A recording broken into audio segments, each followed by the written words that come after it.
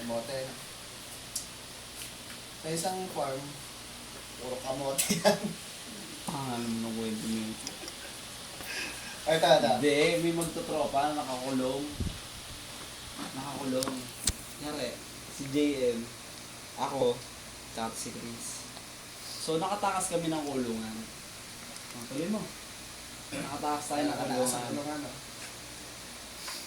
Hindi, nagtago. Nagtago, punta kami sa kagubatan. Sa ano, kagubatan. Tapos may nakita kami itong ano, sa farm yung, mabilang tawag yung Anong farm tawag bahay. doon? Yung mga Farm imbaka ng mga prutas. Mga ina-harvest nila. Punta kami doon. Tago! Tago ka doon. Kada ka ng tago. Una, si Chris. Hindi, dumating, pumasok yung Hindi, ano. naghanap ng mga pulis na. Dito ata ng tago. Ano yun? Tawag dito, yung, Bodega. ano yun, yung bodegang yun, puro kamote. Puro kamote yung nandun sa loob.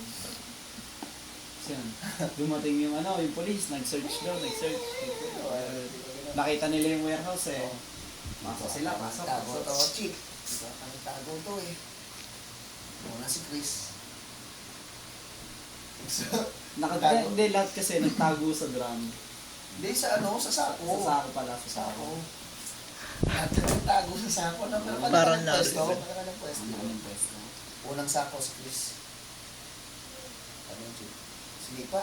Ano? Kami Chris. Chick, usa! Dali daw, dali. Hindi, hanap na, hanap na. Hanap. Nakita isang sako ulit. Si Arvin. Ito ata. Uy, isipan. Ay, tapos na. Pasagalan naman. Again. Hindi, sinipa na. Sabi. Sabi ni Arvin.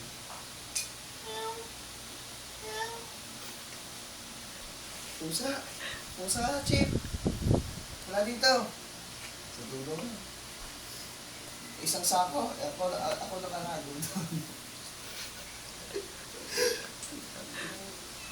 Sinipa, no? Hindi na ilik. Sinipa pa na malakas. Sinipa ng sinipa. Lahat na nag-isipa. Ano mo, nagalit ako Sabi ko putang ina nyo. Hindi nagsasalita yung kamote.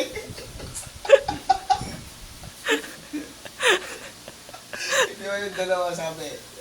Nagmiyaw. Ito po sa kanila nilalata. Ako, nagpanggap akong kamote. Hindi pala sinipa. Hindi